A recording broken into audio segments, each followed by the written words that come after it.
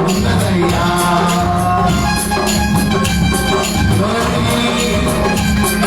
పరిశుద్ధాత్మ దేవుని ప్రసన్నం ఎక్కడ ఎవరు ఉమ్మడి దేవుడి నామమున ఏకమై ప్రార్థన చేస్తారో అక్కడ దేవుడు తన కాలం వేసిన దేవుడు మన మధ్యలో ఆయన సంచారము జరుగుతుంది ప్రియులారా.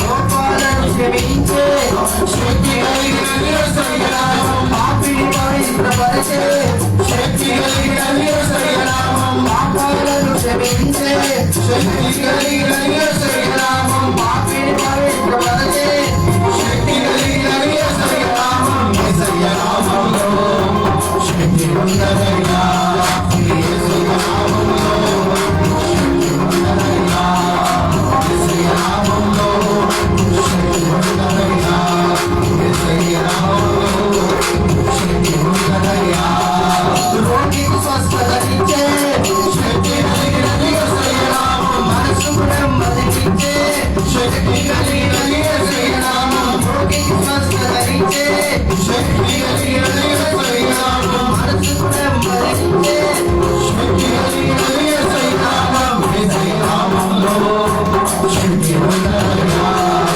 యేసయ్య నామంలో శక్తి ఉన్నదయ్యా యేసయ్య నామంలో శక్తి ఉన్నదయ్యా యేసయ్య నామంలో శక్తి ఉన్నదయ్యా దురాత్మలను పారద్రోలే శక్తి కలిగిన యేసయ్య నామం ఇంకలను వదలించే శక్తి కలిగిన యేసయ్య నామం దురాత్మలను పారద్రోలే శక్తి కలిగిన యేసయ్య నామం ఇంకలను వదలించే శక్తి కలిగిన యేసయ్య నామం యేసయ్య నామంలో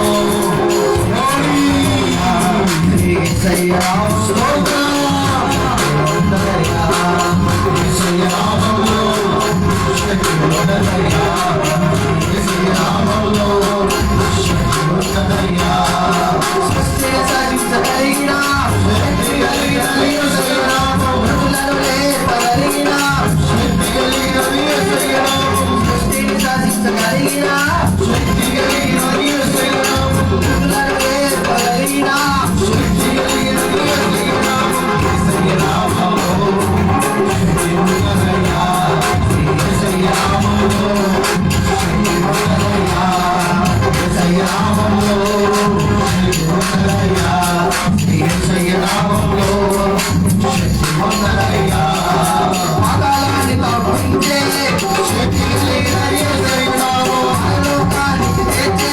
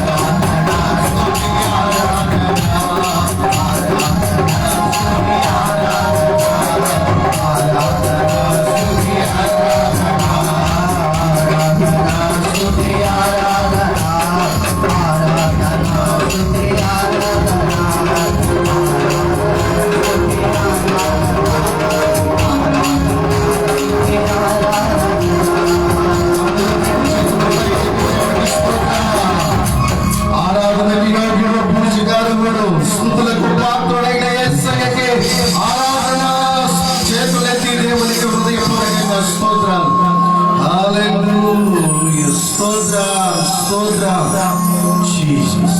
హల్లెలూయా హల్లెలూయా స్తోత్రం. పరిశుద్ధాత్మ దైవవానికి స్తోత్రం చెల్లిస్తున్నానయ్యా. నీ ప్రసన్నతకై నీకు స్తోత్రం, నీ ప్రసన్నతకై నీకు స్తోత్రం యేసయ్యా. యేసు రాజా నీకు స్తోత్రం స్తోత్రం స్తోత్రం. హల్లెలూయా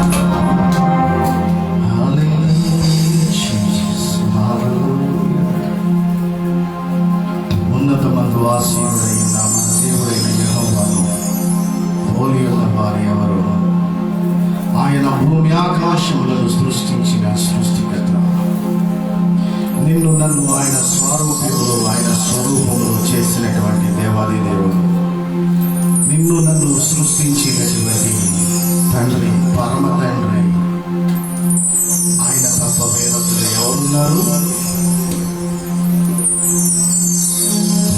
ఆయనే ఆరాధనకు యోగ్యుడు, ఆయనే స్తుతులకు పాత్రుడు, ఆయన మాత్రమే.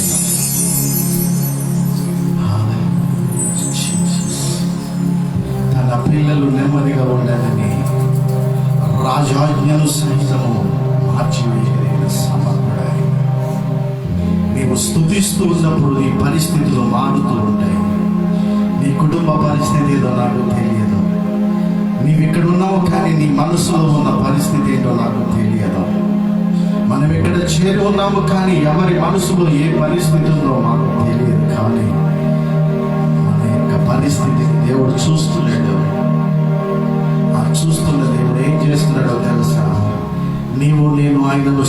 చూస్తున్నప్పుడు మన పరిస్థితులను మారుస్తున్నాడు ఆయన. మన పరిస్థితులను మారుస్తున్నాడు ఆయన.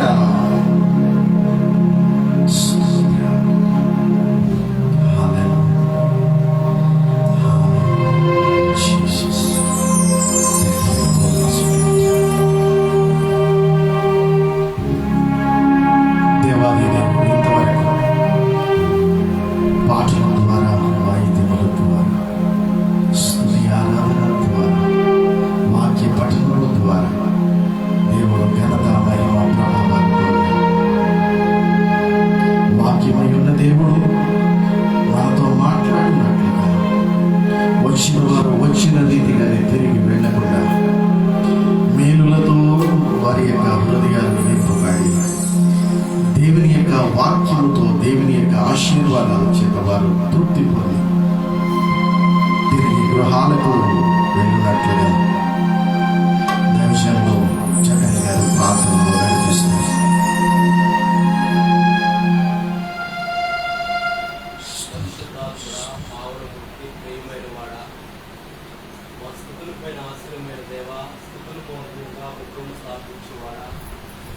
నేడు నిరంతరము ఏకరీతిగా ఉన్న తండ్రి, నీకు వందనాలు, కృతజ్ఞత, స్తుతులు, స్తోత్రాలు తండ్రి ప్రభా. అయా తండ్రి, మీకు ప్రజలైన తండ్రి ప్రభా, ఇజ్రాయేల్ ప్రభా, అయా ఆదిష్ట ప్రభా, నడిపించిన దేవా, అయా నీ పరిశుద్ధమైన మందిరంలో ప్రభా, నీ సన్నిధిలో ప్రభా, నీ పునరుద్ధాన దినం రోజు మేము ఉండటానికి నువ్వు చూపించిన కృపను బట్టి స్తోత్రాలు తండ్రి ప్రభా. అయా వాక్యమై ఉన్న దేవా, నీ వాక్కు ద్వారా సమస్తము సృష్టించిన వాడా, నీ వాక్యము వెల్లడంలో ప్రభా వెలుగు కలిగింది నాయన. అయా నీ సూర్యుడివైన మా తండ్రి, నీ నీతి కిరణాలు మా మీద ఉదయింపచేయండి ప్రభా. అయా నీ ముఖ దర్శనము మాకు కనిపించింది నాయన. నీ దాసులు ముఖాంతరం ఇచ్చిన ప్రభా మాతో మీరు మాట్లాడండి ప్రభా. అయా నిలబడుతున్న మీ దాసులు ప్రభా, మీ ఏడంతర మా శిక్షేయంతో మీరు చెప్పండి ప్రభా.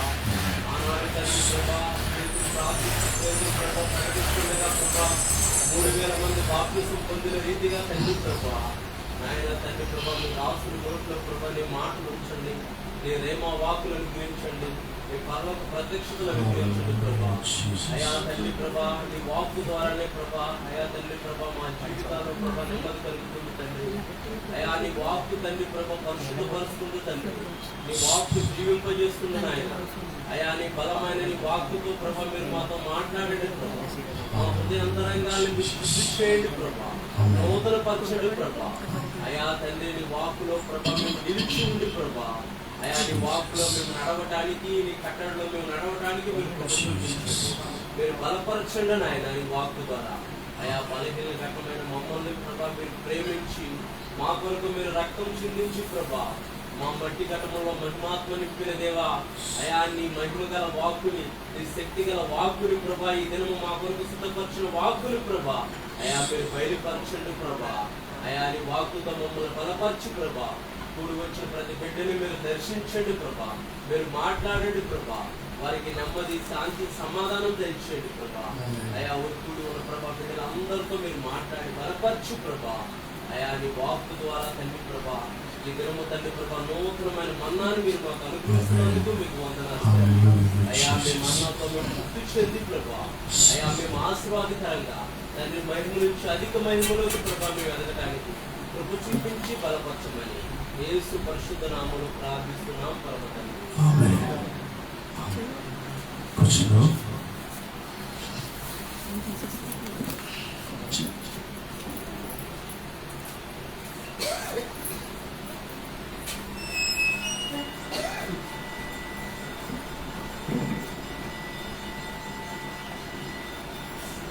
ఒకసారి అందరం కలిసి దేవునికి స్తోత్రం చెప్దాం.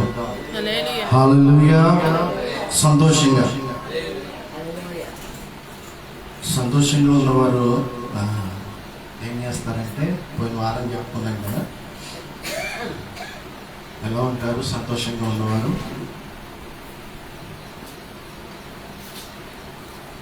ఎలా ఉంటారట సంతోషంగా ఉన్నవాళ్ళు? గంతులు వేస్తూ. ఇప్పుడు ఏదైనా సంతోషదాయకమైన ఒక వర్తమానం తెలిసిందనుకోండి, ఇప్పుడు అందరూ కూడా విద్యార్థులు ఎదురు చూస్తున్నారు. దేనికోసం తెలుసా? పరీక్షలు రాసే రిజల్ట్స్ కోసం ఎదురు చూస్తున్నారు. 20వ తారీఖు లోపు జూన్ నెల 10వ తరగతి ఎగ్జామ్స్ రిజల్ట్స్ వస్తాయని చెప్పి చెప్తున్నారు అధికారులు నిన్నటి దినాన. ఇప్పుడు 10th క్లాస్ రాసినటువంటి పిల్లలందరూ కూడా దేని కొరకు ఎదురు చూస్తున్నారు? రిజల్ట్స్ కోసం. ఆ రిజల్ట్స్ నువ్వు పాస్ అయ్యావు అని చెప్పగానే వాళ్ళకి ఏమవుతుంది? యోహో అంటారు కదా, అది సంతోషం అంటే. ఇంకా అసలు అద్దుండదు ఆనందానికి కదా. నువ్వు ఫెయిల్ అయిపోయావురా అన్నారు అంటాడు. ఏం చేస్తాడు నేను? ముసుగు పెట్టుకోవడం కదా. అంటే పాస్ అయినప్పుడు ఎంత ఆనందం కలుగుతుంది. ఆ ఆనందంతో ఉండాలి దేవుని సన్నిధిలో. హల్లెలూయా. మనం ఎంత బాధతో వచ్చినా, ఎంత వేదంతో వచ్చినా, ఏ పరిస్థితిలో దేవుని సన్నిధికి మనం వచ్చినా ఆ పరిస్థితిని ఆ గుమ్మం నుంచి బయట వదిలిపెట్టేసి దేవుని సన్నిధికి రావాలి. హల్లెలూయా. అలా వచ్చినప్పుడు ఏం చేస్తాడంటే దేవుడు అక్కడి నుంచి దాన్ని అట్లా పంపించేస్తాడు. మళ్ళీ నీ దగ్గరికి రాకుండాని దూరం చేస్తాడు. హల్లెలూయా. మనం ఏం చేస్తాం తెలుసా? ఒక నీటి కుండ మన నెత్తి మీద పెట్టుకునే మనం కూర్చుంటాం. అది కారుతూనే ఉంటుంది ఎప్పుడు కూడా, ఎప్పుడు కారుతూనే ఉంటుంది. కళ్ళల్లోంచి నీళ్లు, ముక్కులోంచి చీముడి. కళ్ళల్లోంచి నీరు కారితే ఆటోమేటిక్గా ముక్కులోంచి చీముడి కూడా వస్తూనే ఉంటుంది. ఇలా తీస్తారు, ఎవరి మీద వేస్తారో తెలియదు, ఇళ్ళలో చూసుకుంటారు. శివుడు మాత్రం ఇలా తీసి పక్కన పడేస్తారు. ఒక్కొక్కసారి తీయడానికి అవకాశం లేనప్పుడు అలాగేస్తారు లోపలికి. అబద్ధమా నిజమా నేను చెప్పింది? ముక్కుతో తీసినప్పుడు అది ఎక్కడ ఎలా అని చూస్తారు. చేతితో ఇంత లాగుతారు, తట్టలు లోపలికి లాగుతారు కదా. చేతితో మనకు అంటుకునేటప్పటికి ఆ చీముడి ఎంత అసహ్యంగా కనబడుతుందో, కానీ లోపలికి ఎంత ఎక్కువ పీలుస్తుంటే అంత ఆనందంగా ఉంటుంది కొంతమంది. సో మనం అవన్నీ కూడా వదిలిపెట్టాలి. స్తోత్రం కలుగును గాక. హల్లెలూయా. ఇప్పుడు మీ అందరికీ కూడా ప్రభువైన యేసుక్రీస్తు నామములో వందనాలు తెలియజేస్తున్నాను. అందరికీ వందనాలండి. అందరికీ వందనాలు. అందరికీ వందనాలు. దేవుడు మిమ్మల్ని దీవించును గాక. అందరూ బాగున్నారా? చాలా సంతోషంగా ఉంది మిమ్మల్ని అందరినీ కూడా చూసి. మరొకసారి ఇలాగా దేవుని సన్నిధిలో ఆరాధన చేయడానికి అందరితో కలిసి, కుటుంబాలతో కలిసి, మనందరం కలిసి దేవుని సన్నిధిలో ఆయనను ఘనపరచడానికి దేవుడు మనకు అనుగ్రహించిన గొప్ప భాగ్యాలను బట్టి మనం దేవునికి కృతజ్ఞత స్తుతులు చెల్లించబద్దులమై ఉన్నాం. దేవునికి స్తోత్రం కలుగును గాక. చెప్పిన రీతిగానే మంగళవారం రాత్రి అందరి కొరకు ప్రార్థన చేశాం. అయ్యగారు, నేను, మరి మా కెరీర్ ముగ్గురు ఉండి కొంతసేపు మేము అనుకున్న రీతిగానే ప్రార్థన చేసాం. ఎవరైనా వస్తారేమో అనుకున్నాం, కానీ ప్రార్థన చేయడానికి మరి మీకు తీరిక లేదని అనుకున్నాం. మీరు రాకపోవటాన్ని బట్టి కొంచెం పనులు బిజీలో ఉన్నారేమో అని అనుకున్నాం. మంచిది, దేవుడు మీకు అవకాశం ఇవ్వాలని ప్రార్థన చేస్తున్నాం. ఎందుకంటే దేవుడు అవకాశం ఇస్తేనే మీకు అవకాశం దొరికేది, అవునా కదా? కనుక మంగళవారం రాత్రి కూడా అందరి కొరకు ప్రార్థించడానికి దేవుడు మీకు అవకాశం ఇవ్వాలని మేము ప్రార్థన చేస్తున్నాం. ఆ రీతిగా దేవుడు మిమ్మల్ని దీవించిన గాక. శుక్రవారం రాత్రి కూడా ఉపవాస కూడిక జరిగింది. మరి బాబు కిరణ్ మాట్లాడాడు దేవుని యొక్క వాక్యాన్ని. అలాగే ఈరోజు ఆరాధన దేవుని సన్నిధిలో మనందరం కలిసి ఆరాధించడానికి దేవుడు మనకి ఇచ్చిన కృప. నిజంగా మనం ధన్యులం. హల్లెలూయా. బుధవారం రాత్రి తిరుపతిపురంలో 10 గృహాలు దర్శించి ప్రార్థించడానికి దేవుడు కృప చూపించాడు. ఎక్కడైతే దేవుడి కార్యాలు జరుగుతాయో అక్కడ అపవాది యొక్క అల్లరి కూడా జరుగుతుంది. నేను ఎప్పుడైతే బుధవారం అక్కడ ప్రార్థన చేసి 10 గృహాలు దర్శించి వచ్చానో సైతాను బలంగా లేచింది. ఎక్కడ దేవుని కార్యాలు జరుగుతున్నాయో అక్కడ అపవాది కార్యాలు బలంగా జరుగుతాయి. వాడి శోధన కూడా జరుగుతుంది బాగా. రాత్రి 1:30 వరకు కూడా మనశ్శాంతి లేకుండా ఉంది జనాలకి అక్కడ. అప్పుడు నేనే విడుదల చేసి మరలా ప్రార్థన చేసి వాళ్ళందరికీ సమాధానపరిచి మరలా వాళ్ళందరి వరకు ప్రార్థన చేసి మళ్ళా వాళ్ళందరినీ సమాధానపరిచి మీరు సమాధానంగా ఉండండి, దేవుడు మన పక్షాన ఉండగా మనకి ఎవ్వరు కూడా హాని చేయలేరు అని చెప్పి వాళ్ళని ధైర్యపరిచినప్పుడు వాళ్ళు సాగించారు, సమాధానం కలిగి ఉన్నారు. హల్లెలూయా, హల్లెలూయా. కనుక ప్రియులరా, నాకు చాలా కొన్ని విషయాలలో నవ్వొస్తుంది, కొన్ని విషయాలలో బాధపడగలుగుతుంది. కనుక ఏది ఏమైనప్పటికీ దేవుని నామానికి మహిమ కలుగునుగాక. హల్లెలూయా. నేను దేవుని పని చేయడానికి మాత్రమే ఉన్నాను, నా పని దేవుడు చేస్తాడు. హల్లెలూయా. మనం దేవుని పని చేయడానికి మనం ఒక అడుగు ముందుకేస్తే 10 అడుగులు ఆయన మన పని చేయడానికి ముందుకు వస్తాడు. ఎవరు నమ్ముతున్నారు చెప్పండి? నిజంగా నమ్ముతున్నారా? మనము ఒకసారి ఒక పని మనము చేయడానికి ముందుకెళ్తే, ఒక అడుగు మనము దేవుని పని చేయడానికి మనము ముందుకు వెళ్తే ఆయన 10 అడుగులు మన కొరకు ముందుకి వేస్తాడు. ఎంతమంది నమ్ముతున్నారు చెప్పండి బిగ్గరగా. హల్లెలూయా. చూడండి, మన దగ్గర వచ్చిన ప్రమాదం ఏంటంటే, ఏదైనా చెడ్డ విషయం ఉందనుకోండి తొందరగా ప్రచారం చేసేస్తాం.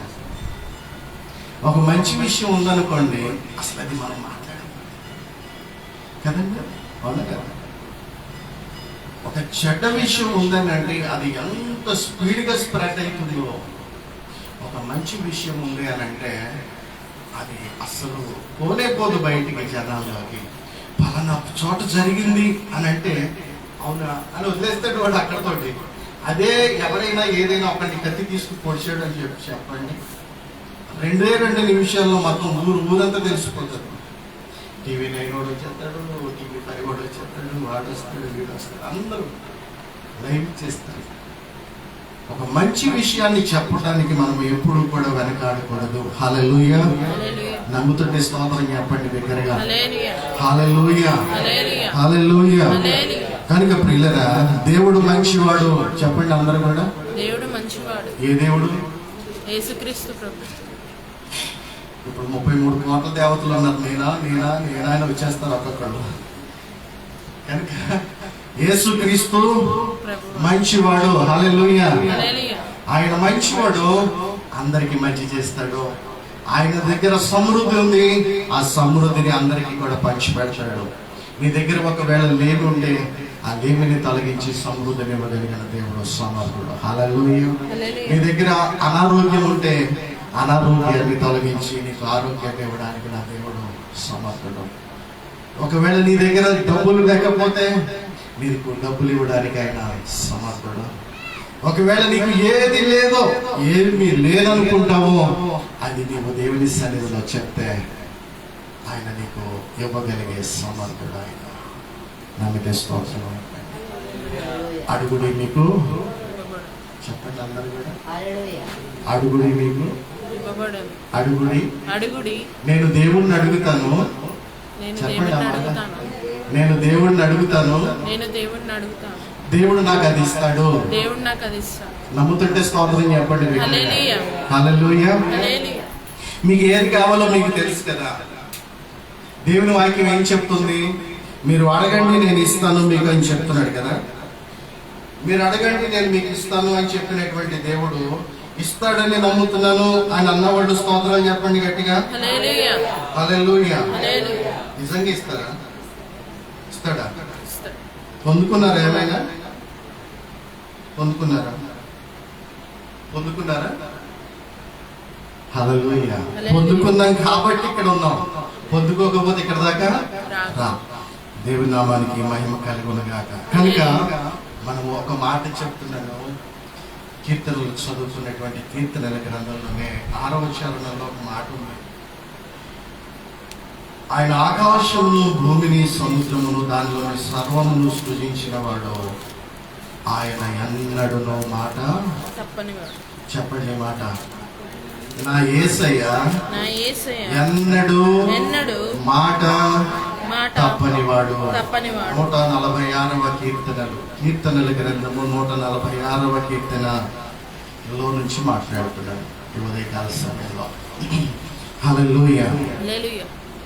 చూడండి, మొదటి నుంచి కొన్ని విషయాలు చెప్పి నేను అసలు విషయాల్లోకి వస్తాను. ఇదే అధ్యాయంలో నుంచి మాట్లాడాలని ఆశ కలిగి ఉన్నాను పరిశుద్ధాత్మ దేవుని ద్వారా. యెహోవాను స్తుతించుడి నా ప్రాణమా, యెహోవాను స్తుతించుము. నా జీవిత కాలం అంతయు నేను యెహోవాను స్తుతించును. నేను బ్రతుకు కాలమంతయు నా దేవుని కీర్తించను అంటున్నాడు. దావీదు రాసుకున్నటువంటి కీర్తన యెహోవాను స్తుతించుడే, యెహోవాను స్తుతించుడే, యెహోవాను స్తుతించుడే. కీర్తనల గ్రంథంలో కీర్తనలు రాసినటువంటి కీర్తనలు గ్రంథంలో ఉన్నటువంటి కీర్తనలు ఎక్కువగా దావీదు భక్తుడే రాశాడు అని చెప్పి భక్తులు చెప్తారు. ఆసాపు కొన్ని కీర్తనలు రాశాడు, మోషే గారు కొన్ని కీర్తనలు రాశారు, అలాగే దావీదు కూడా కీర్తనలు రాశారు. చాలా మంది ఏమనుకుంటారంటే దావీదు కీర్తనలు అంటారు. దావీదు రాయలేదండి అన్ని కీర్తనలు కూడా, 150 కీర్తనలు. కనుక 3 భక్తులు రాసినటువంటి కీర్తనల గ్రంథం. అయితే ఆ కీర్తనల్లో పెచ్చుగా అంటే ఎక్కువగా రాసినటువంటి కీర్తనలు దావీదు భక్తుడు రాశాడు. దావీదు ఎప్పుడూ కూడా తన యొక్క స్థితిని గమనించేవాడు, తన పరిస్థితిని మర్చిపోయేవాడు కాదు. తన యొక్క జీవితంలో ఎదురవుతున్నటువంటి ప్రతి పరిస్థితిని కూడా దేవునితో మాట్లాడేవాడు, దేవునితో చెప్పుకునేవాడు. అట్లాగున్న చెప్పుకుంటూ ఉన్నప్పుడు దేవుడు దావీదు మధ్యలో సహవాసం బాగా పెరిగిపోయింది. దావీదు దేవుడు మధ్యలో ఇంకా ఏమీ లేదు. అందుకనే దావీదును గురించినటువంటి దేవుడు మాట్లాడుతున్నాడు. ఏమన్నానంటే దావీదు నా హృదయానుసారుడైనటువంటి వాడు అంటున్నాడు. అంటే దేవుని ఆలోచన ఎలా ఉందో దావీదు అలా చేసేవాడు. కనుక దావీదును గురించినటువంటి ఆలోచన దేవుడు మాట్లాడుతుంటే ఎలా చెప్తాడు అంటే, ఇప్పుడు నిన్ను గురించి దేవుడు ఒక మాట చెప్పాలి అని అంటే మనం ఎలా ఉండాలి అని ఆలోచన చేస్తే మనము కూడా దేవుణ్ణి స్తుతించేటువంటి వారంగా ఉండాలి. దేవుణ్ణి స్తుతించినప్పుడు దేవుడిని కేవలం స్తుతిస్తే మనం దేవునికి హృదయానికి చిత్తానుసారమైనటువంటి వారం అయిపోతామా అని అనుకుంటే నిజంగా అయిపోతాం. దేవుని యొక్క స్తుతి అంత గొప్పది. దేవునిని స్తుతించడంలో అంత ఆనందం ఉంది. దేవునిని మహిమపరచడంలో అంత గొప్పతనం ఉంది. హల్లెలూయా. ఈ లోకంలో ఏదో గొప్పది అని అనుకుంటాం, ఈ లోకంలో ఏదో గొప్ప వస్తువులు చూస్తూ ఉంటాం, ఈ లోకంలో గొప్పవారిని చూస్తూ ఉంటాం. వాడు గొప్పవాడురా అంటాము, లేకపోతే పలానా వస్తువు చూపించి ఇది గొప్పది అని అంటాం. కానీ నేను చెప్తున్నాను ఈ ఉదయకాల సమయంలో నా దేవుని కంటే గొప్పది ఈ భూప్రపంచంలో ఎక్కడ లేనే లేదు. హల్లెలూయా. అంటాడు అబ్రహాముతో, అబ్రహామా నేను సర్వశక్తి కలిగిన దేవుడను, నేను సర్వశక్తి కలిగిన దేవుడను. ఈ భూ ప్రపంచంలో ఏ శక్తి నా శక్తి ముందు పని చేయదు. ఎందుకో తెలుసా? ఏ మనుషుడైనా మాట్లాడి భూమిని సృష్టించాడు, ఏ మనిషి అయినా మాట్లాడి ఆకాశాన్ని సృష్టించాడు, ఏ మనిషి అయినా మాట్లాడి భూమి మీద ప్రాకేటువంటి జంతువులను సృష్టించాడు. ఆయన నాసికారంధ్రము ఊపిరి విడువగా సముద్రంలో జలరాశులు సృష్టించబడ్డాయని దేవుని యొక్క వాక్యం తెలియజేస్తుంది. ఎవడు ఆయన కంటే గొప్పవాడా? హల్లెలూయా. ఆయన గొప్పవాడని మనకు తెలుసు, కానీ ఆయన ఎప్పుడు కూడా గొప్పవాడుగా మనం చూడడం అనేది. ఒక బంగారం ఉంగరం ఉందంటే అది గొప్పదని బీరువాలో పెడతాం పట్టుకెళ్ళి. 1,00,000 రూపాయలు డబ్బులు ఉన్నాయంటే పట్టుకెళ్ళి బీరువాలో పెడతాం, ఎందుకు అవి గొప్పవి అని. కానీ దేవుడు గొప్పవాడని తెలిసి కూడా ఆయనను అనామకుడిగా వదిలిపెడతాం. బుద్ధిహీనత మనుషునికి కలిగి ఉన్నటువంటి బుద్ధిహీనత. అందుకనే మనుషు యొక్క బ్రతుకు ఎలాగైపోయింది, శాపంతో నిండిపోయింది, అవమానంతో నిండిపోయింది, దుఃఖంతో నిండిపోయింది. విచారం, వ్యాధి, బాధలు, బలహీనతలు, శ్రమలు, శోధనలు, ఎన్నో ఇరుకులు ఎందుకు కలుగుతున్నాయి? గొప్పవాడిగా ఉన్నటువంటి దేవుణ్ణి మనము అనామకుడిగా వదిలేసాము. మనము గొప్ప కానటువంటి వాటిని తీసుకొని పోయి వాటికి ప్రాధాన్యత ఇస్తున్నాం. అందుకనే మన జీవితాలలో ఆశీర్వాదం లేదు. దావీదు గొర్రెల దొడ్డిలో గొర్రెలను కాస్తూ ఉంటున్నా కూడా దావీదు దేవుడిని స్తుతించాడు. అదే దావీదు గొర్రెల దొడ్డిలో నుంచి సింహాసనం మీదకి వచ్చినా కూడా దావీదు మోకరించి ప్రార్థన చేస్తున్నాడు. ఏమన్నా తెలుసా? దేవా, నా దేవుడవు నీవే, నీ చిత్తానుసారంగా ప్రవర్తించుట నాకు నేర్పు అని ప్రార్థన చేస్తున్నాడు. నిజంగా మనకే ఒక రాజరికం వచ్చేసింది అనుకోండి, లేకపోతే రాజు అక్కర్లేదు, ఒక ఎమ్మెల్యే వచ్చారు, ఎమ్మెల్యే కూడా కాదు, ఒక వార్డు కార్పొరేటర్ కింద మనం నెగ్గామనుకోండి, ఏమంటాం మనం? చుక్కలు ఎప్పుడు పొడిచేప్పుడు శక్తి ఆకాశంలో అంటున్నాం. దేనికి? ఒక కార్పొరేటర్ గా నెగ్గితే, ఒక వార్డు ప్రజలు నిన్ను ఎన్నుకుంటే అధికారిగా, ఒక వార్డు మెంబర్ గా నెగ్గితేనే మనం ఎంత ఇదిగా ఉంటాం కదా. కానీ దావీదు సింహాసనం లేదు. దావీదు వచ్చింది ఒక కేవలం రాజు కాదండి, మహారాజు. రాజుకి మహారాజుకి తేడా ఏంటో తెలుసా? రాజ్యాల మీద ఉన్నటువంటి రాజులందరికంటే రాజు మహారాజు. ఒక స్టేట్ కి ఒక ముఖ్యమంత్రి ఉంటాడు. మన ఇండియా దేశంలో దగ్గర దగ్గర 28 స్టేట్స్ ఉన్నాయి.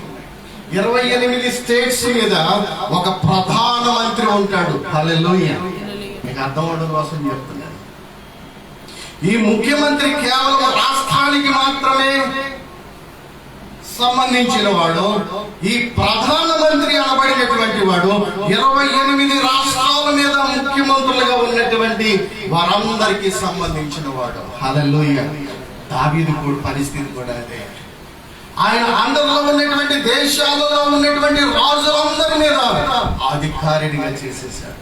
అందుకని అంటున్నాడు, యెహోవాను స్తుతించండి. మీరు స్తుతిస్తే, నేను ఎలా స్తుతించానో మీరు కూడా అలా స్తుతిస్తే, అది నాకు ఒక్కడికే సాధ్యం కాదు, మీకు కూడా సాధ్యమే. హల్లెలూయా. మనం కూడా స్తుతిస్తాం. ఎప్పుడు తెలుసా? స్తుతిస్తాం. స్తుతించమని చెప్పను. సంతోషం కలిగినప్పుడు మనకి మంచిగా లిరిక్ బాగున్న పాట వస్తుంది.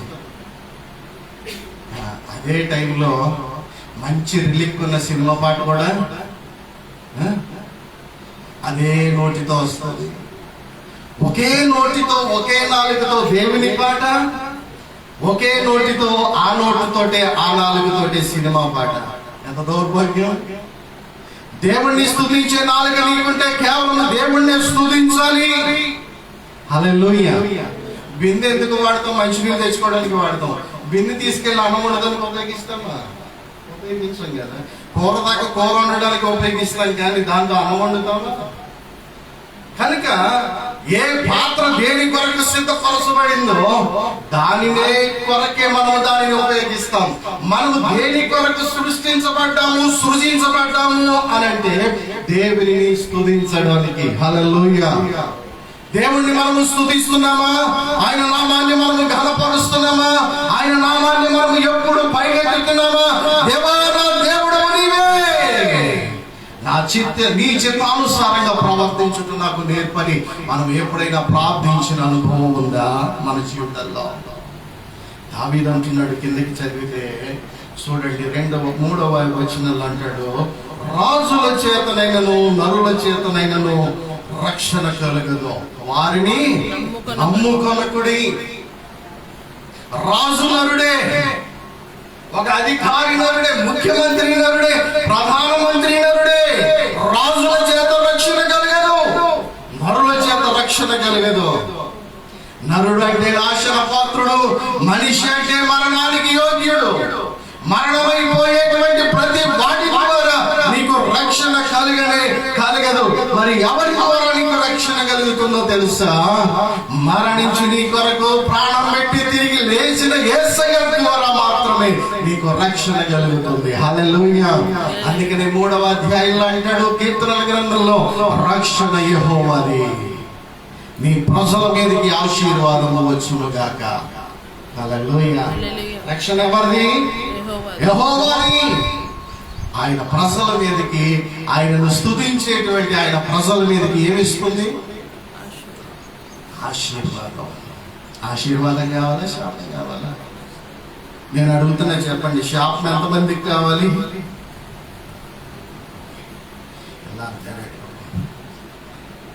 ఆశీర్వాదం ఎంతమందికి కావాలి చెప్పండి?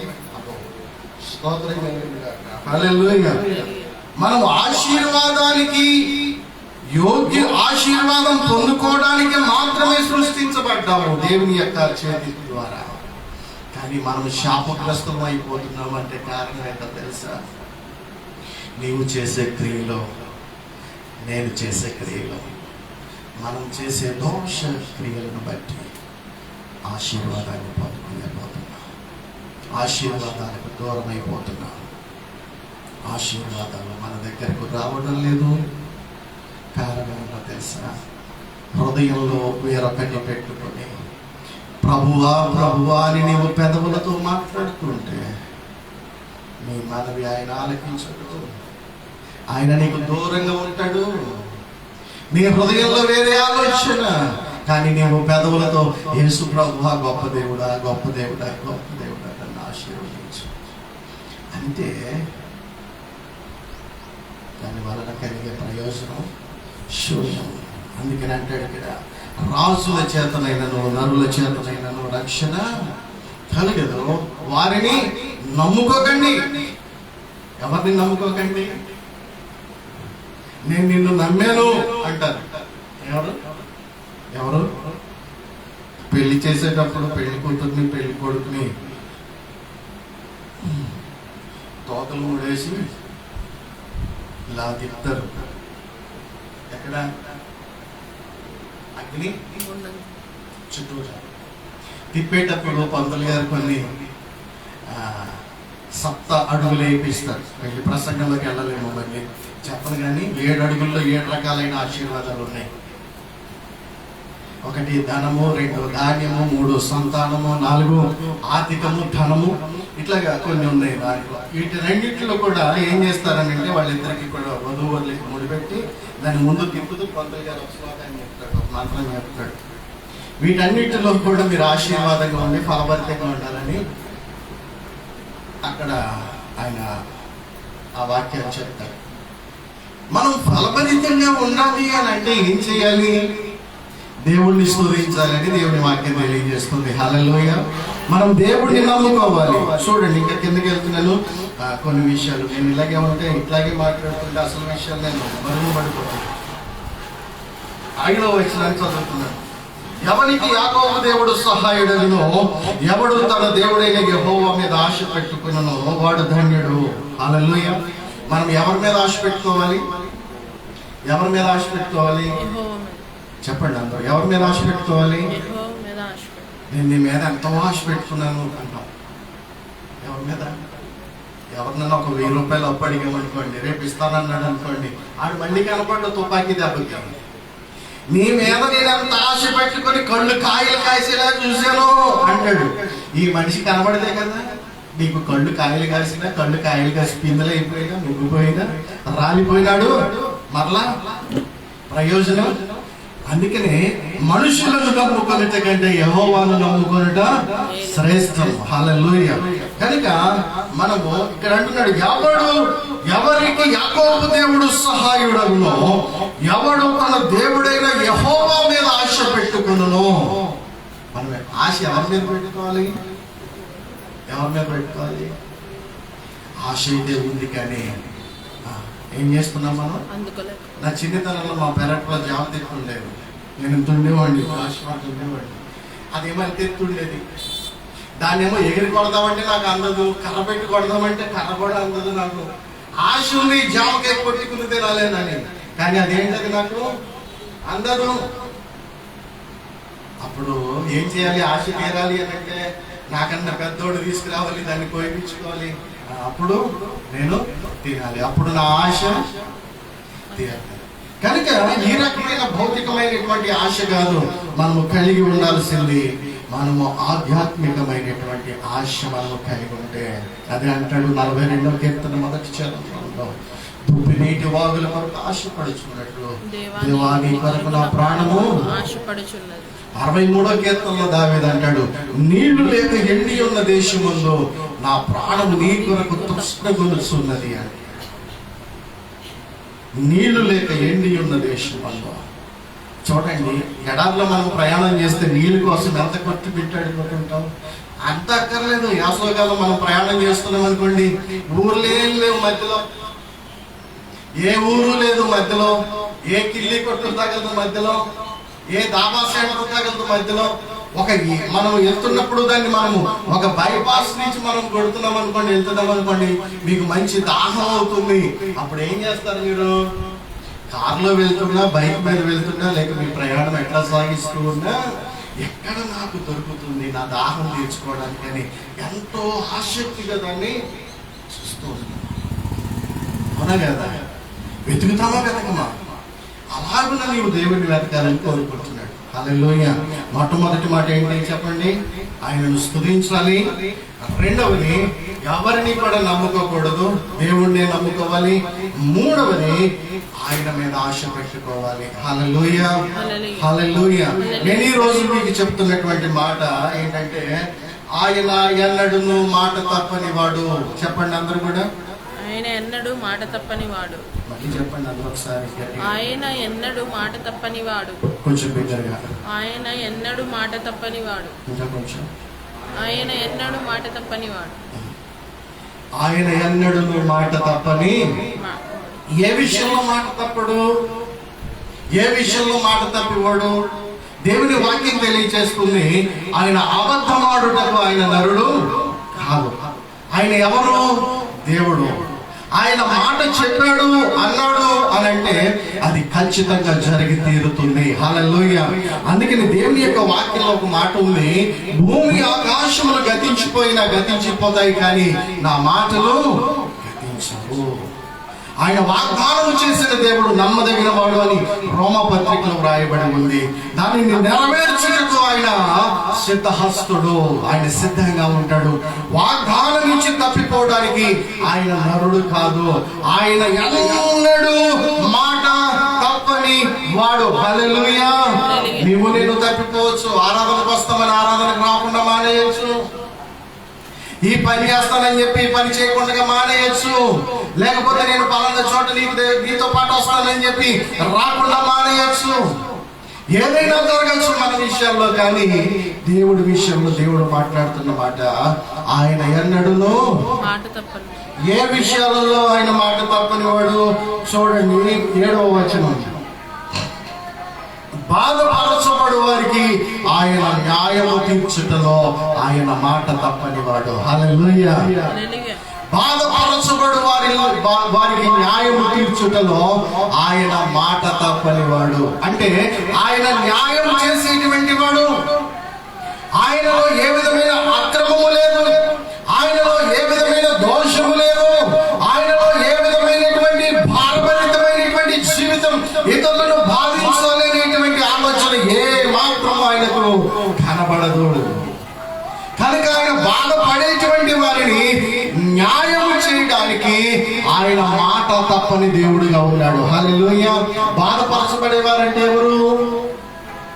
బాధపరచబడేవారంటే నీకు ఎదురయ్యేటువంటి సమస్యల్లో, నీవు బాధలో ఉన్నప్పుడు, నీవు వేదనలో ఉన్నప్పుడు, నీవు వ్యాధిలో ఉన్నప్పుడు, నీవు శోధనలో ఉన్నప్పుడు, నీవు దుఃఖంలో ఉన్నప్పుడు, నీ బాధ అధికమై ఎవరితో చెప్పుకోలేనటువంటి పరిస్థితి నీలో ఉన్నప్పుడు, నీ కుటుంబంలో ఎంతో వేదన ఆవరించి ఉన్నప్పుడు, నీ బాధను ఆయన తీర్చివేయడానికి ఆయన ఎన్నడూ మాట తప్పని వాడు. హల్లెలూయా.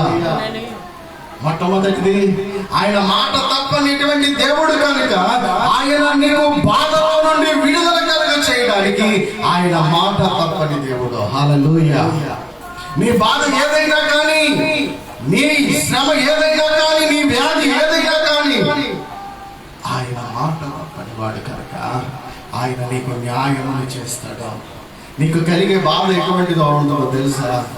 ఎవరైనా అనకూడనటువంటి మాట నిన్ను అంటే, ఎవరైనా మాట్లాడకూడనటువంటి వచనం నిన్ను బట్టి మాట్లాడితే, నిన్ను గురించి ఒక లేనిపోయినటువంటి మాట ఒకటి ఏదైనా ప్రచారం చేస్తే నీకు ఎంత బాధ కలుగుతుంది? నీకు ఆ బాధ ద్వారా ఏం జరుగుతుంది అంటే వేదన. ఎందుకు నన్ను ఇలా అనాలి? మన బుధవారం జరిగిన సంఘటన కూడా అదే. ఎవరో ఏదో అన్నారు, బాధ అనేక మంది ఉంటూ ఉంటారు.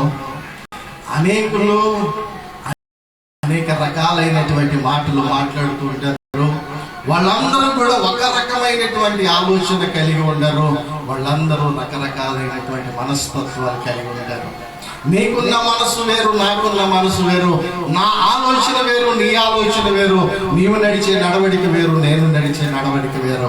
కానీ దేవుణ్ణి నమ్ముకున్నటువంటి మనందరి నడవడిక ఒక్కటే. ఎందుకంటే మనందరి హృదయాలలో దేవుడు ఉన్నాడు కనుక. హల్లెలూయా, హల్లెలూయా.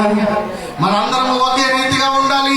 కారణం ఏంటంటే దేవుడు ఒక్కడే, ఆయనకు ఉన్నటువంటి మనస్సు ఒక్కటే.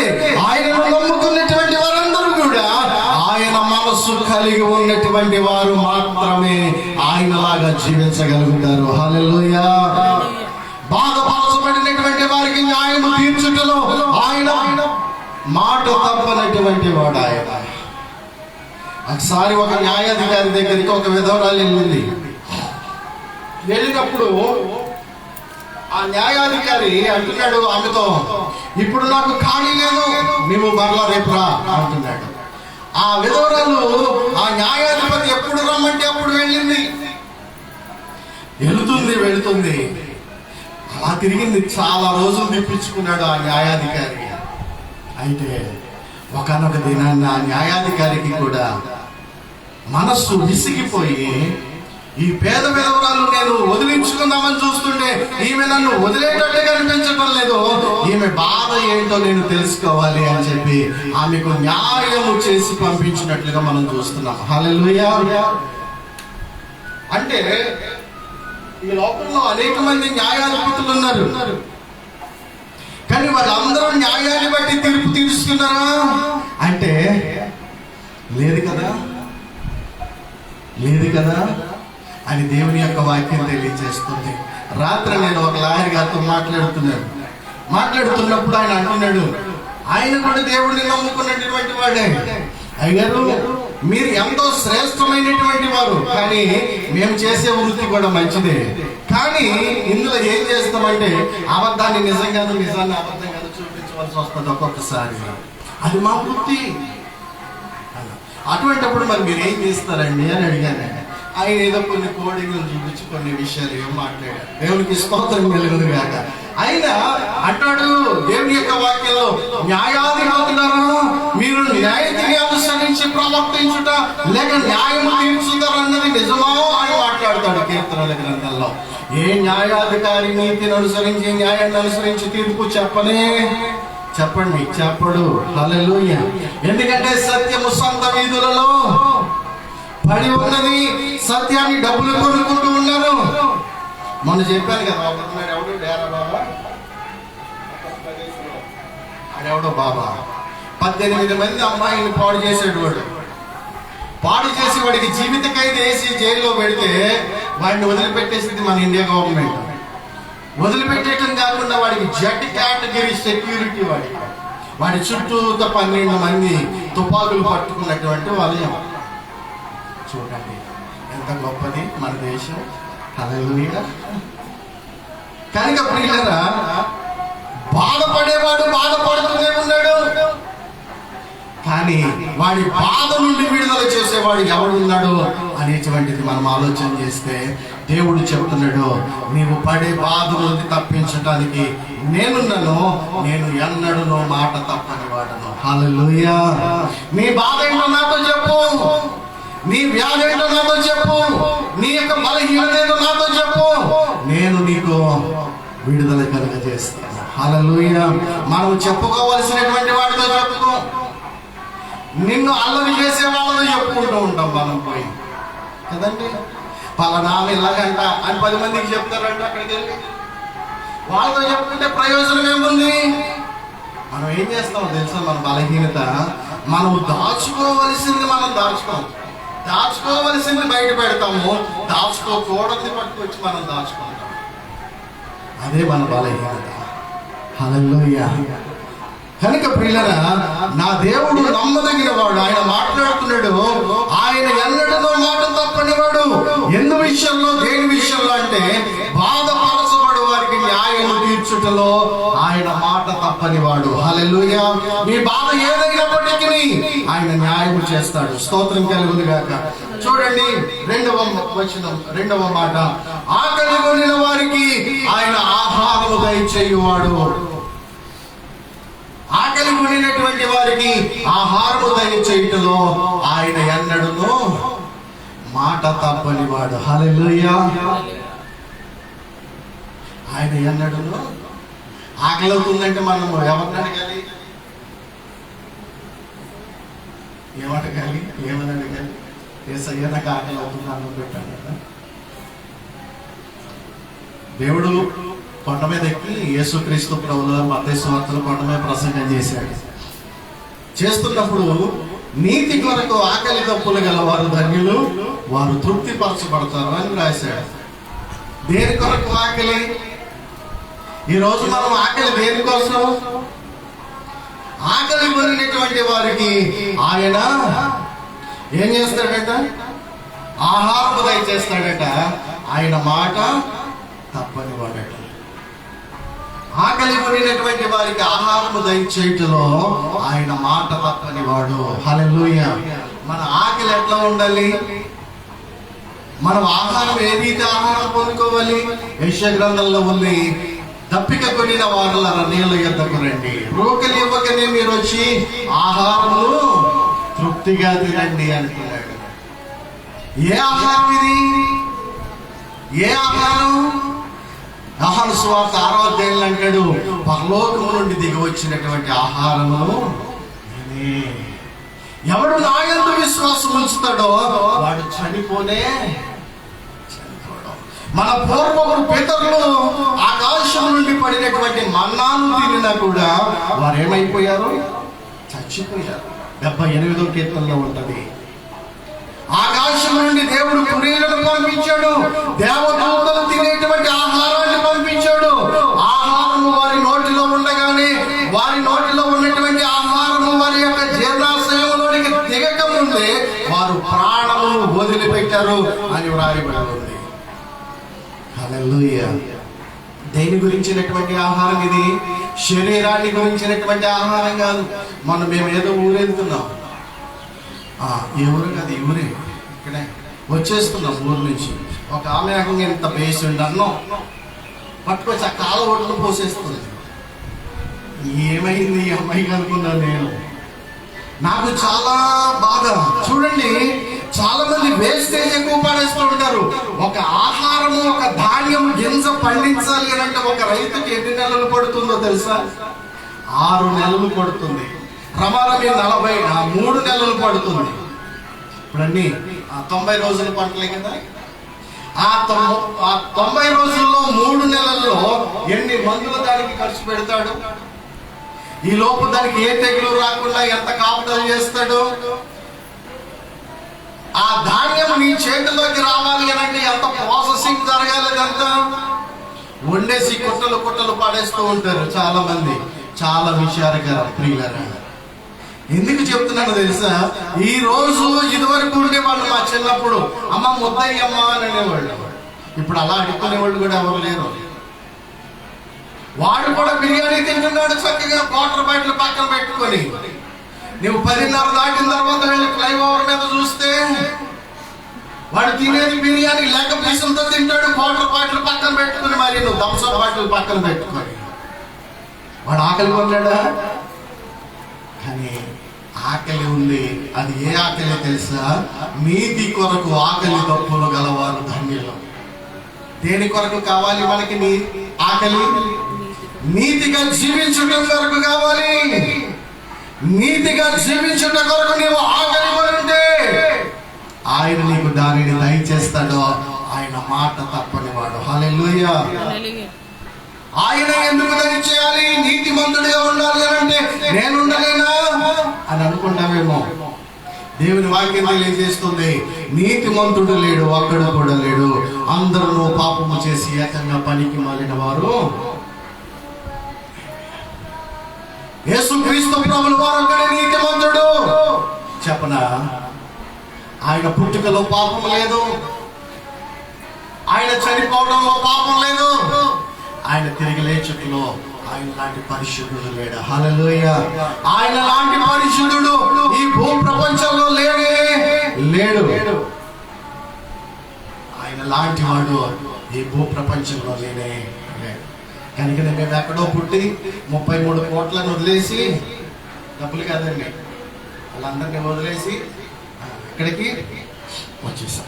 హల్లెలూయా. హల్లెలూయా. హల్లెలూయా. కనుక ప్రియులారా, అవన్నీ మనం చేస్తేనే. ఒక్కటి కూడా స్పందించదు, ఒక్కటి కూడా సమాధానం ఇవ్వదు, ఒక్కటి కూడా మాట్లాడదు. అబ్రహాము గారి తండ్రి తేరాము కూడా విగ్రహాలను తయారు చేసి అమ్మేవాడే. చూడండి, మన యాక్సిస్ బ్యాంక్ పక్కన ఉన్నాయి కదా, అమ్ముతారు కదా వినాయకుడు బొమ్మలు చేసి. అబ్రహాము గారి తండ్రి యొక్క వ్యాపారం ఏంటి? విగ్రహాలు తయారు చేసి అమ్మేదే. అబ్రహాము గారితో దేవుడు అందుకనే మాట్లాడాడు. అబ్రహాము గారికి ఒక ఆశ ఉంది, ఒక ఆకలి ఉంది. ఏంటో తెలుసా ఆకలి? ఆకలి ఏంటంటే నిజమైన దేవుడు ఎవరు? నేనే తయారు చేస్తున్నాను, నేనే అమ్ముతున్నాను, ఇది దేవుడని. ఇది ఎప్పుడు కూడా ఒక్కసారి మాట్లాడినట్టు గాని, దీనిలో ఒక్కసారి చలనం ఉన్నట్టు గాని నేను చూడలేదు. ఈ దేవుడి వలన రక్షణ కలుగుతుంది అని ఒక ఆకలి కలిగి ఉన్నాడు అబ్రహాం గారు. ఆ రోజు రాత్రి అబ్రహాంతో దేవుడు మాట్లాడుతున్నాడు. అబ్రహామా, అబ్రామా, అబ్రామా అని మాట్లాడుతుంటే ఏదో నాకు స్వరం వినబడుతుంది. ఎక్కడి నుంచి తడుముకున్నాడు. నేను అబ్రామా, నువ్వు వెతుకుతున్నావు కదా, నీవు ఆకలి కలిగి ఉన్నావు కదా, ఆ దేవుణ్ణి నీతో మాట్లాడుతున్నాను నేను. అప్పుడు అంటున్నాడు, నీవు ఎవరు ప్రభువా అంటే, నేను సర్వశక్తి కలిగిన దేవుణ్ణి. హల్లెలూయా. అబ్రహాము ఆకలి తీర్చడానికి ఆయన అబ్రహాముతో మాట్లాడి అబ్రహామును సెపరేట్ చేసి ప్రత్యేకపరిచి, అబ్రహామా, నేను నిన్ను ఆశీర్వదిస్తాను. ఆకాశము వైపు చూడు, నక్షత్రాల వలె, కిందకి చూడు, ఇసుక రేణువుల వలె నేను నిన్ను ఆశీర్వదిస్తాను. హల్లెలూయా. ఎందుకు కారణం? ఆకలి కలిగినటువంటి వారిని తృప్తిపరచువాడు ఆయనే. ఆయన ఎన్నడూ మాట తప్పని వాడు. నమ్ముతున్నావా? నమ్ముతున్నావా? నమ్మువానికి సమస్తము. హల్లెలూయా. తృప్తిపరచబడుతున్నారా? తృప్తిపరచబడుతున్నారా? స్తోత్రం చెప్పండి. హల్లెలూయా. హల్లెలూయా. బ్రతుకునా పగిలినా కడలి పాలైనను అలలు ముంచి వేసిన ఆశలు అనగారిన బ్రతుకునా పగిలిన కడలి పాలైనను అలలు ముంచి వేసిన ఆశలు అనగారిన నీ మాట చాలయ్యా, నీ చూపు చాలయ్యా, పాడదాం కలిసి. నీ తోడు చాలయ్యా, నీ నీడ చాలయ్యా, నీ మాట చాలయ్యా, నీ చూపు చాలయ్యా, నీ తోడు చాలయ్యా, నీ నీడ చాలయ్యా, నీ ఉంటే నాకు చాలు యేసయ్యా, నీ వెంటే నేను ఉంటానేసయ్యా. హల్లెలూయా. నిజంగానా? నిజంగానా? నిజంగా ఆ పాట మీరు నిజంగా పాడితే నిజంగా దండిలే. మనం నిజంగా పాటలు పాడతాం కానీ నిజంగా ఆ పాటలో ఉన్నటువంటి భావాన్ని మన జీవితంలోకి తీసుకోం. నిజమండి, మనం పాడే పాటలన్నీ అబద్ధాలే. ఎందుకు కారణం? దేవుని మందిరంలోకి వచ్చి పరిశుద్ధ పరిశుద్ధ పరిశుద్ధ ప్రభు అని పాడతాం. బయటికి వెళ్తూనే మనం బూతులు మాట్లాడుతుంటాం. మరి పరిశుద్ధత అంతా ఏమైపోయినట్టు? నేను చెప్పాను, లోకములో నుండి మనము దేవాలయంలోకి రాగానే మనము రూపాంతరం చెందినటువంటి రీతిగా మనం మారిపోవాలి. హల్లెలూయా. పేతురు, యోహాను, యేసుక్రీస్తు ప్రభుల వారు ముగ్గురు కూడా ఒక కొండ మీదకి ఎక్కి వెళ్ళినప్పుడు ఆయన ముఖము సూర్యుని వలె ప్రకాశించెను అన్నట్టుంది. ఆ ప్రకాశం ఎట్లా వస్తుందో తెలుసా? వారు ఆ లోకాన్ని వదిలిపెట్టి కొండ ప్రాంతానికి వచ్చినప్పుడు, కొండ మీదకి వచ్చినప్పుడు, కొండ దేవుని సంఘానికి సాదృశ్యం. హల్లెలూయా. అలాగే మనం కూడా దేవుని సంఘంలోకి వచ్చినప్పుడు రూపాంతరము చెందుకోవాలి. ఇదివరకు నేను బూతులు మాట్లాడేవాడిని, ఇప్పుడు బూతులు మాట్లాడేవాడిని. ఇదివరకు నేను సినిమాలు చూసేవాడిని, ఇప్పుడు సినిమాలు చూడటం లేదు. ఇదివరకు నేను సారాయి తాగేవాడిని, ఇప్పుడు నేను సారాయి తాగడం లేదు. ఇదివరకు సిగరెట్లు కాల్చేవాడిని, ఇప్పుడు సిగరెట్లు కాల్చటం లేదు. ఇదివరకు బూతులు మాట్లాడేవాడిని, ఇప్పుడు లేదు. మార్పు పొందాలి. హల్లెలూయా. నీతి కొరకు ఆకలి దప్పులు కలిగి ఉండాలి అని చెప్తున్నాడు. నీతి కొరకు నీతిగా జీవించాలని నీవు ఆకలి ఉంటే ఆయన మాట తప్పనటువంటి వాడు కనుక నిన్ను నీతిమంతుడిగా మారుస్తాడు. హల్లెలూయా. ఆయన నీతిమంతుడిగా మారుస్తాడు. ఆయన నిన్ను నన్ను పిలుచుకున్నది ఎందుకో తెలుసా? నేను పరిశుద్ధుడనై ఉన్న ప్రకారం మీరందరూ కూడా సమస్త విషయాలలో పరిశుద్ధులై ఉండండి అంటున్నాడు. కనుక సమయం అయిపోతుంది, ముందుకు వెళ్తున్నాను. మూడవదిగా, యెహోవా బంధించబడినటువంటి వారిని విడుదల చేయటంలో ఆయన మాట తప్పని వాడు. బంధకాలు, ఏ బంధకాలు? పాపపు బంధకాలు. చర్చికి వెళ్ళాలి ఈ రోజు అంటే ఒక బంధకం వస్తుంది. ఏ బంధకం తెలుసా? చుట్టాలు వచ్చి కూర్చుంటారు. ఈ రోజు ఆదివారం చర్చికి పోవాలంటే భర్త గారు మంచి పెద్ద శాప తీసుకొస్తారు. ఎంత బారు శాప, దాన్ని తోమి తోమి తోమి అదొక బంధకం, అదొక కట్టు. ఇంకా కొన్ని కట్లు ఉంటాయి. చెప్పనా? ఆదివారమే 4 బకెట్లు బట్టలు ఉంటాయి, వదిలిపెట్టేసి ఈ అన్ని రోజులు రేపు తినవలే. ఆదివారం వస్తుంది కదా, ఇప్పుడు ఆదివారం గబగబా ఏం చేస్తాం? ఆ శనివారం రాత్రి సరుకులు నానబెట్టేసి కాలువ పట్టుకెళ్తాం. అంతసేపు అరగంట అనుకుంటాం.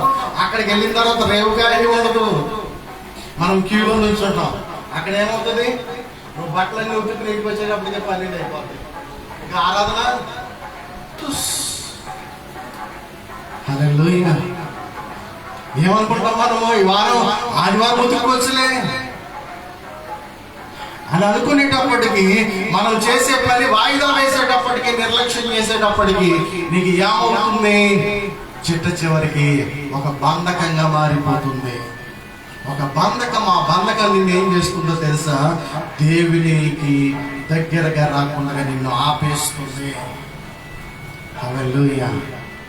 దేవునికి దగ్గరగా రాకుండా ఆపేటువంటి ఆ ప్రతి బంధకాన్ని కూడా ఆయన తెంపి వేయడానికి ఆయన నమ్మదగిన వాడు. హల్లెలూయా. ప్రతి ఒక్కరు ఆయన దగ్గరకు రావాలి. అదే అంటున్నాడు, ప్రతి మోకాలు నా సన్నిధిలో ప్రతి నాలుక నన్ను స్తుతించును అంటున్నాడు. ఆయన దగ్గరకు రావాలి ప్రతి ఒక్కరు. ఆయన దేవుడు అని తెలుసుకోవాలి. అలాగ తెలుసుకోవడానికి నేను మాట తప్పకుండా నేను వారి మీద కనికరం చూపించే దేవుడు అని అంటున్నాడు. హల్లెలూయా. ఆయన కనికరం చూపించే దేవుడు.